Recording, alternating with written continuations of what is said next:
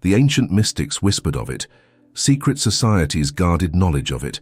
Religious texts allude to it in cryptic passages. For centuries, the 9-day journey of the soul after death remained hidden from those not initiated into the deepest spiritual mysteries. Until now. What I'm about to reveal was never meant for public consumption. The knowledge Helena Blavatsky uncovered about what happens in those critical 9 days between your final breath and divine judgment has been deliberately obscured by those who understand its power. They don't want you to know that your soul doesn't immediately face judgment, that for 9 precisely mapped days, your consciousness exists in a state of heightened awareness while spiritual forces gather to witness your life's true record. This isn't speculation or religious theory. These are the documented experiences of those who've glimpsed beyond the veil and returned. Mystics, near-death experiencers, and spiritual adepts who've mapped this territory with astonishing consistency across cultures and centuries. By the end of this journey, you'll discover the exact process your soul will undergo. You'll learn which spiritual entities gather around the newly departed consciousness. You'll understand why the ancient traditions prescribed specific prayers and rituals during these 9 critical days. Rituals modern society has forgotten to its peril. Most importantly, you'll gain something few living humans possess: the ability to prepare. Because unlike every other journey in your existence, this one allows for no improvisation. The 9-day passage happens exactly once, and your eternal destiny hangs in the balance. I must warn you, what follows will fundamentally transform your understanding of life, death, and what awaits beyond.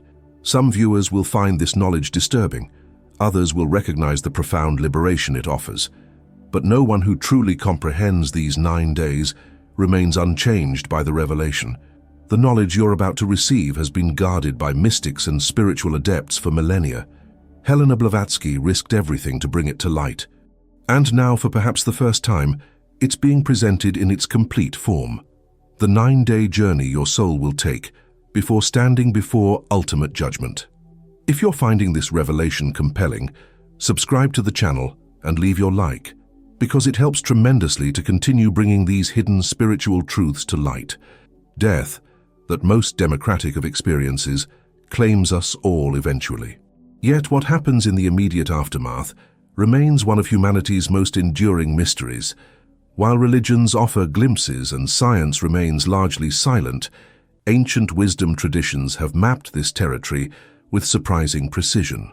Helena Blavatsky, that intrepid spiritual explorer of the 19th century, delved into esoteric traditions spanning continents and millennia. Her findings echo what spiritual traditions have whispered for ages. The soul's journey doesn't end at death, it transforms. The first 9 days after physical death represent a crucial transition period.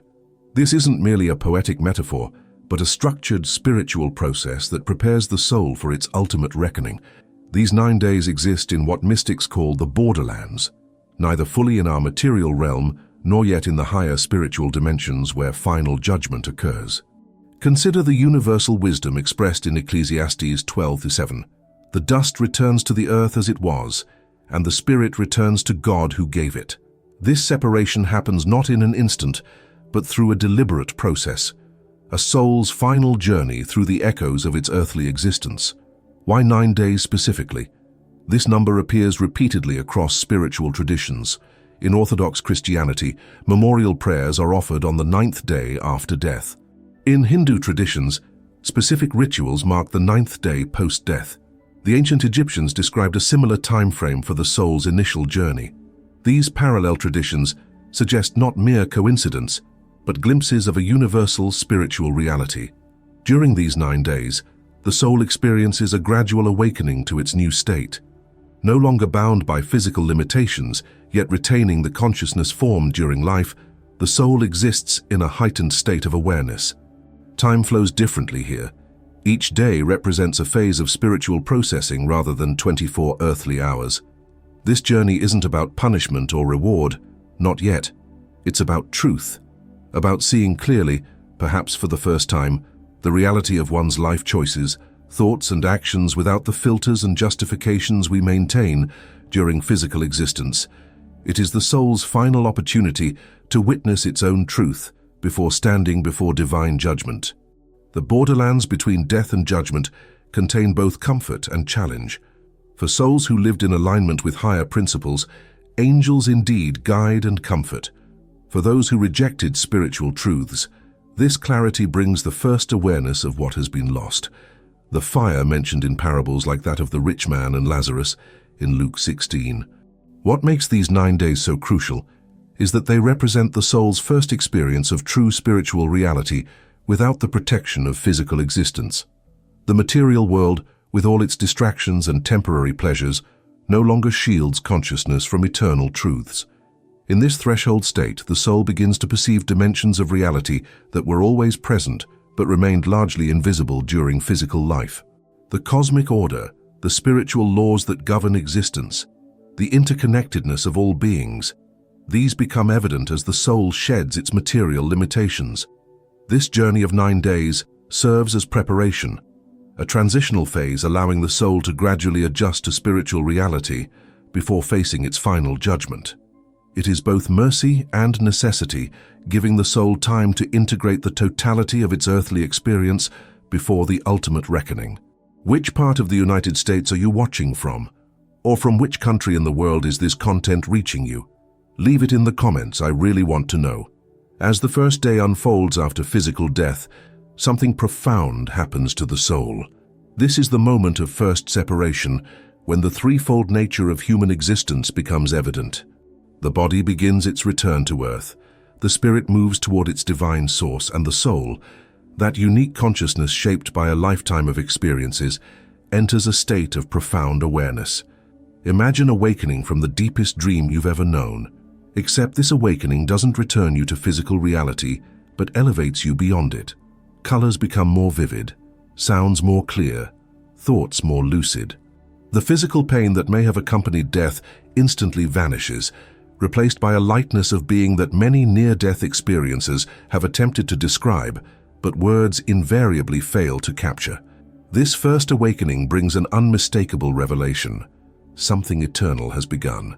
The soul perceives with absolute clarity that physical death was not an ending, but a transition. Those who lived with spiritual awareness recognize this transition for what it is. Those who denied spiritual reality face their first confrontation with truths they avoided throughout life. During this initial phase, many souls report hovering near their physical remains, witnessing the grief of loved ones, attempting to communicate their continued existence. This is more than sentimental folklore. It represents the soul's gradual detachment process as connections to physical existence slowly dissolve. By the second and third days, the soul begins to understand it no longer belongs to the material world. Like a butterfly emerging from a chrysalis, it cannot return to its former state. Some souls resist this reality, attempting to cling to familiar surroundings and loved ones.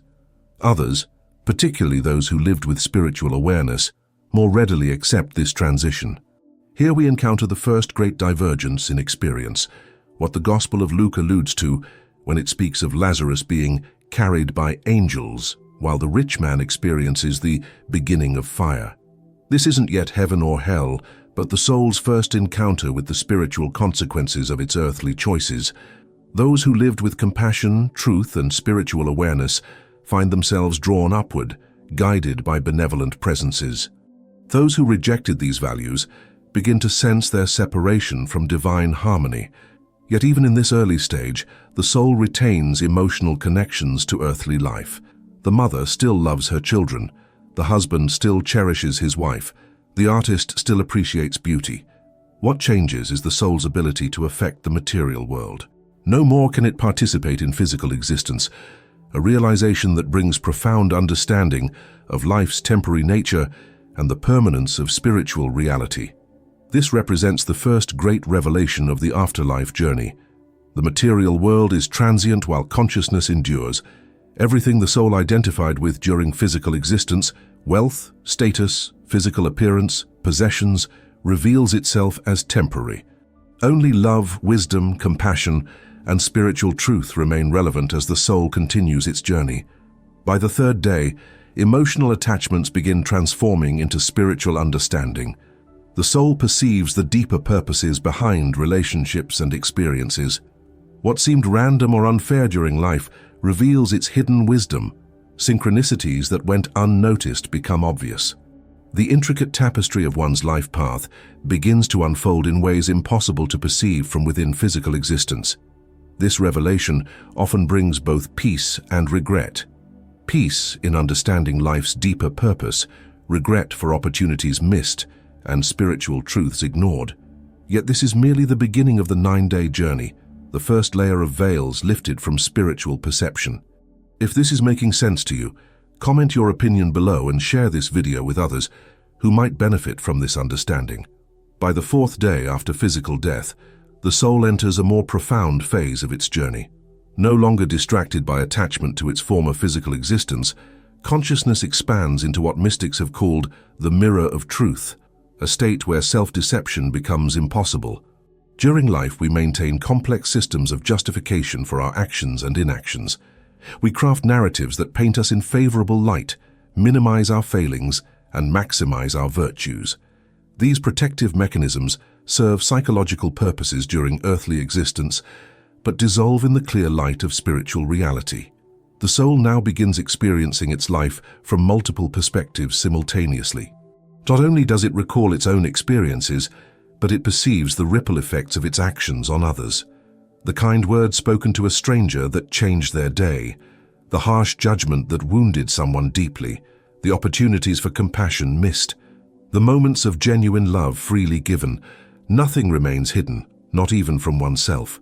This is what the Apostle Paul referred to in Romans when he wrote of God judging the secrets of men's hearts.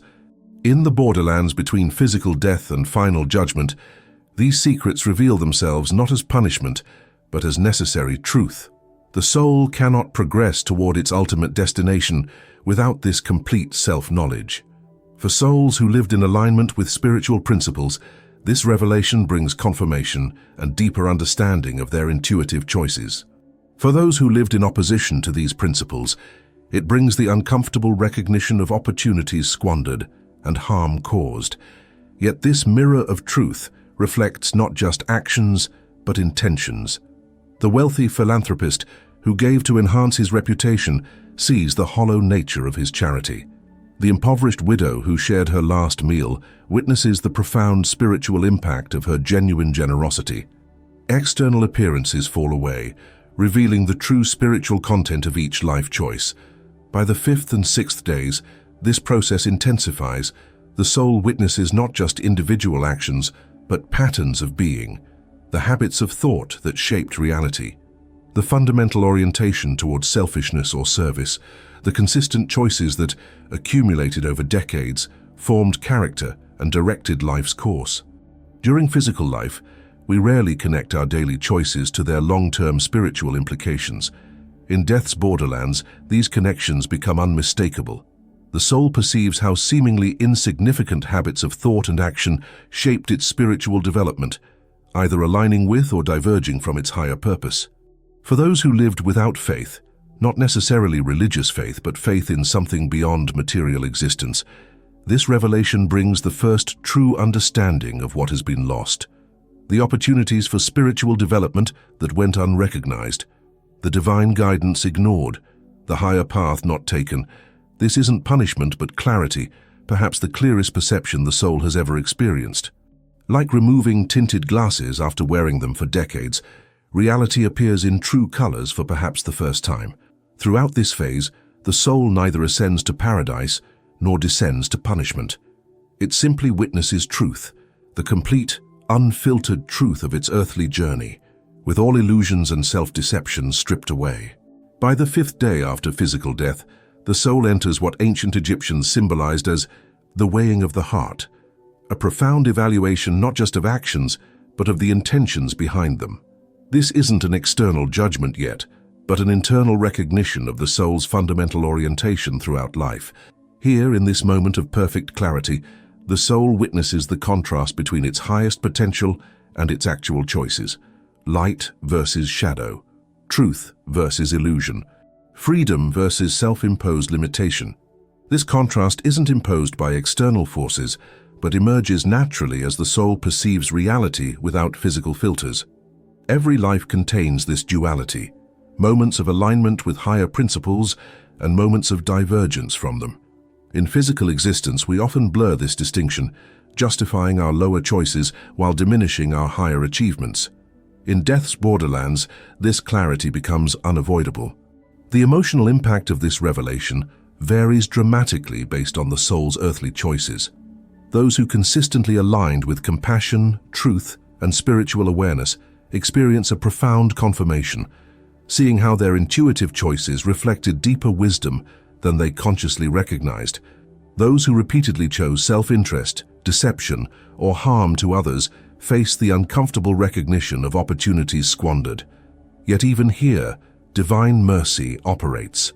This revelation isn't punishment, but necessary truth, the soul seeing itself clearly perhaps for the first time. Without this clarity, no genuine spiritual progress would be possible. Like a patient viewing an X-ray of their illness, the discomfort of diagnosis precedes any possibility of healing.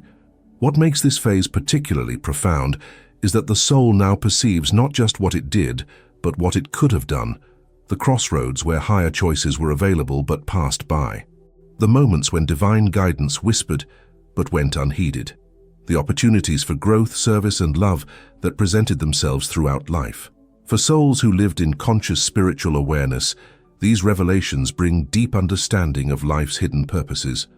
Events that seemed random or cruel during physical existence reveal their role in spiritual development. Challenges that appeared overwhelming show themselves as opportunities for soul growth.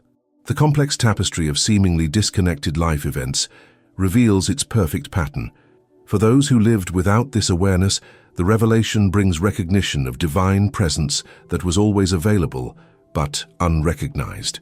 The subtle guidance that operated throughout life. The spiritual support that remained constant, despite being ignored or rejected. This phase represents a profound turning point in the 9-day journey. The soul can no longer maintain any illusions about its true nature and choices. All becomes transparent, not to condemn, but to illuminate. Not to punish, but to reveal. By the end of this 5th day, the soul stands in perfect self-knowledge, seeing both its divine potential and how closely or distantly its earthly choices aligned with that potential. This isn't the final judgment, but the necessary preparation for it, as the soul gathers complete understanding of its own journey before standing before divine presence. If this content is opening your mind, subscribe now to the channel to not miss the next chapters of this journey. As the 6th day dawns in the soul's journey through death's borderlands, a profound deepening occurs. No longer perceiving just individual actions or general patterns, the soul now witnesses the hidden connections that linked seemingly unrelated aspects of its earthly existence. Like stepping back from a vast tapestry, the soul sees not just individual threads, but the complete design they form together. During physical life, we experience existence sequentially, moment following moment, year following year. In death's borderlands, the soul perceives life simultaneously as a unified whole. The conversation with a stranger that led to a career change, that introduced a life partner that created a family.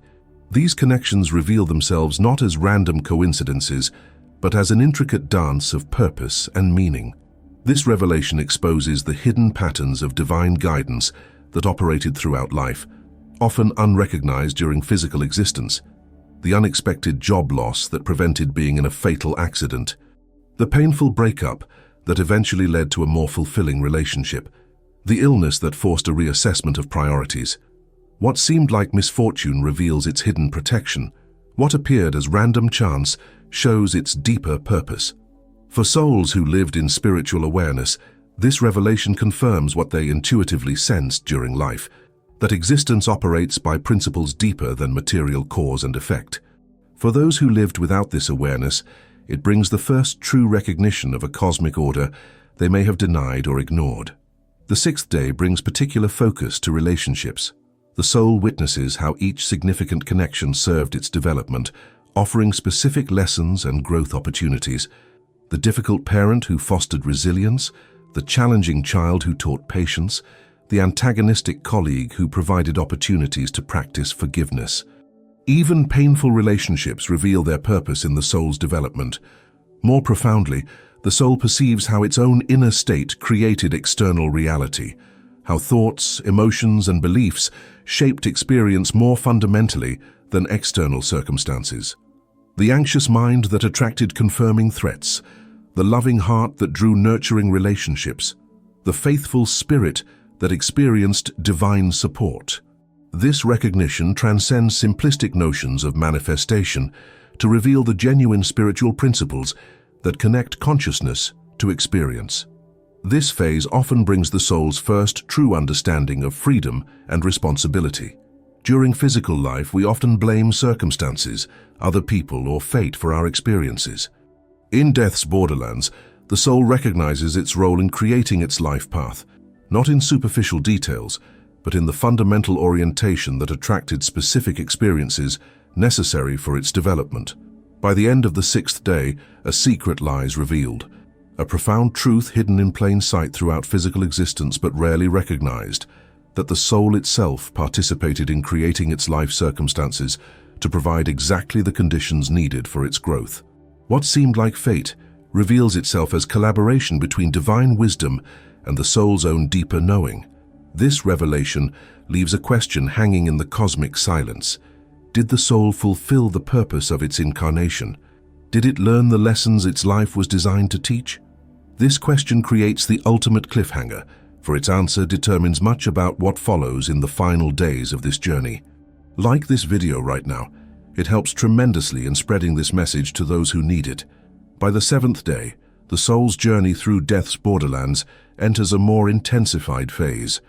No longer merely witnessing its earthly existence, the soul now experiences the reverberations of its choices throughout the web of life. Like ripples spreading from a stone thrown into water, each action, word, and even thought created effects that continued long after the initial moment passed. This is where the metaphor becomes reality, where what goes around comes around reveals itself not as poetic justice, but as spiritual physics. The kindness offered to a stranger that changed their day, which influenced their interaction with another person, which altered yet another life in ways impossible to trace during physical existence. The cruel word that wounded deeply, creating a cascade of pain that spread outward through relationships and generations. The soul witnesses these ripple effects with perfect clarity, not as punishment, but as demonstration of its impact on the collective human experience. No one lives in isolation. Every choice affects the whole in ways invisible to physical perception, but crystal clear in spiritual reality. For souls who lived with compassion and awareness, this revelation brings profound understanding of their positive influence, often far greater than they recognized during life. Small kindnesses they barely remembered reveal their lasting impact. Moments of integrity show their influence on others who witnessed them. Words of encouragement demonstrate how they changed the course of receptive lives. For those who lived selfishly or harmfully, this phase brings the uncomfortable recognition of damage caused, often unintentionally or unconsciously, the emotional wounds inflicted on children that shaped their development, the dishonesty that eroded trust in institutions, the environmental degradation that harmed countless beings. Again, this isn't punishment, but necessary truth, the soul witnessing its full impact on the world it inhabited. What makes this phase particularly powerful is its translation of abstract spiritual principles into concrete reality. During physical life, we may intellectually understand concepts like karma, reaping what we sow, or the golden rule. In death's borderlands, these principles reveal themselves not as religious concepts, but as fundamental laws of consciousness, as real as gravity. By the end of the 7th day, the soul has witnessed not just its individual journey, but its role in humanity's collective experience, how it either contributed to healing and elevation or to wounding and degradation. This recognition prepares the soul for what comes next, the beginning of the final accounting before divine presence. The 8th day brings a profound shift in the soul's journey through death's borderlands. No longer alone with its memories and recognitions, the soul perceives the gathering of spiritual witnesses, beings who observed its earthly journey and now prepare to testify to its true nature and choices. Ancient traditions describe this as the day when the books are opened, a metaphorical expression for the complete record of consciousness that now becomes accessible not just to the soul, but to the spiritual beings participating in its judgment. Everything hidden becomes known. Everything done in darkness comes to light. These witnesses aren't limited to conventional religious imagery of angels and demons, though these archetypes capture essential truth. The witnesses include every consciousness touched by the soul's journey, those it loved and those it wounded, those it helped and those it hindered, those it remembered and those it forgot. This gathering creates a moment of profound truth, unlike anything possible during physical existence. No longer can the soul maintain any pretense about its fundamental nature and choices. The entirety of its consciousness, every thought, word, and deed, becomes fully transparent to spiritual perception. For souls who lived in alignment with spiritual principles, this transparency brings profound peace, the relief of being fully known and still loved. For those who lived in opposition to these principles, it brings the discomfort of complete exposure without possibility of concealment or justification. Here emerges one of the most profound revelations of the afterlife journey. The divine judgment we face is not arbitrary punishment, but the natural consequence of having our true nature and choices fully revealed. The soul stands in the light of perfect truth, and that light itself constitutes judgment. During this phase, the witnesses gather but do not yet speak. They prepare their testimony for the final day when judgment will be pronounced. The soul, perceiving their presence, experiences a profound moment of reckoning, facing not just its own recognition of truth, but the imminent revelation of that truth to divine presence. This creates the ultimate spiritual question that each soul must eventually answer. Having witnessed the complete truth of your existence, who have you become? Not what did you achieve or acquire, but who are you at the core of your being? What fundamental quality of consciousness have you developed through your earthly choices? And you, what path would you choose if you could witness your life with such clarity? Comment your perspective below. I really want to read what you think. As the 9th day dawns in the soul's journey through death's borderlands, the witnesses gathered begin their testimony. This isn't a literal courtroom with speeches and arguments, but a revelation of truth so complete and perfect that it transcends earthly concepts of judgment. The witnesses, those spiritual presences that observed the soul's journey, don't speak so much as reveal. Their testimony consists of truth made manifest, reality unveiled without interpretation or distortion. Like light revealing what exists in a previously darkened room, their presence illuminates the soul's true nature, developed through its earthly choices. What makes this final testimony so profound is its perfect balance of justice and mercy. Nothing remains hidden, yet everything is understood in context. The difficulties faced during physical existence, the wounds carried from childhood, the limitations of knowledge and awareness, the genuine efforts made despite these challenges. The divine assistance either accepted or rejected. Ancient traditions describe angels testifying to every act of kindness, every moment of courage, every choice for truth over falsehood. They speak to intentions as much as actions, the genuine desire to grow, to love, to serve, even when imperfectly expressed. Other traditions describe darker presences testifying to opportunities squandered, to harm caused, to divine guidance rejected. Again, these aren't vindictive accusations, but necessary truths, aspects of reality the soul must acknowledge before moving forward in its journey. Throughout this testimony, the soul remains in profound silence. Having witnessed the complete truth of its existence during the previous 8 days, it can neither defend nor explain. The reality of its choices speaks for itself, revealing the fundamental quality of consciousness it developed throughout its earthly sojourn. This phase brings the culmination of the soul's self-recognition, the final integration of all it has witnessed about itself during this 9-day journey. Like pieces of a puzzle finally assembled, the complete picture of its spiritual development becomes unmistakably clear. By the end of this 9th day, all has been revealed. The witnesses have testified. The truth stands fully exposed. The soul, having journeyed through complete self-recognition, now stands at the threshold of divine judgment, not as arbitrary punishment or reward, but as the natural consequence of who it has become through its choices. In the silent moment before judgment is pronounced, the soul experiences perhaps its most profound recognition, that it has created its own destiny through the consciousness it developed during physical existence. Heaven and hell reveal themselves not primarily as locations, but as states of being the soul fashioned through its fundamental orientation toward or away from divine reality. Share this video with someone who needs to hear this message. As the 9-day journey concludes, the soul stands fully revealed before divine presence. The judge of all the earth described in ancient texts isn't a vengeful deity imposing arbitrary punishment, but the embodiment of perfect truth and love, offering each soul exactly what it has prepared itself to receive. The final judgment pronounced isn't punishment but recognition, the soul receiving the natural consequence of the consciousness it developed throughout its earthly journey. Those who cultivated love find themselves in the presence of love itself. Those who embrace truth enter deeper reality. Those who practice compassion receive perfect compassion. Conversely, souls who consistently rejected these qualities find themselves unable to bear their presence. The same divine light that brings joy to the loving heart creates unbearable exposure for those who chose darkness.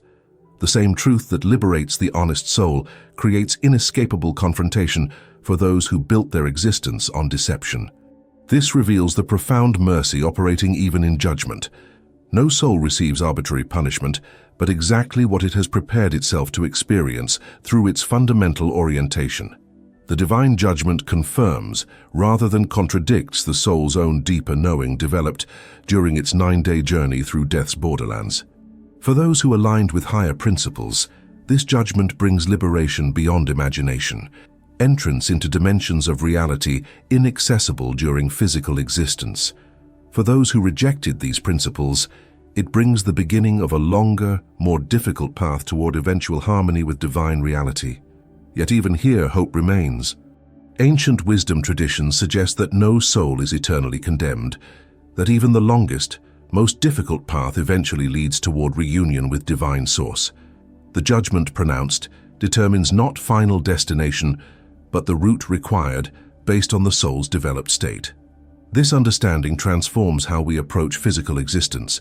Each choice, each thought, each action develops consciousness that determines our experience not just in this life, but beyond it. We aren't preparing for an arbitrary judgment, but creating the very capacity through which we'll experience reality after death. If you've followed this journey to its conclusion, subscribe to the channel, leave your like, and share in the comments what impacted you most profoundly on this journey.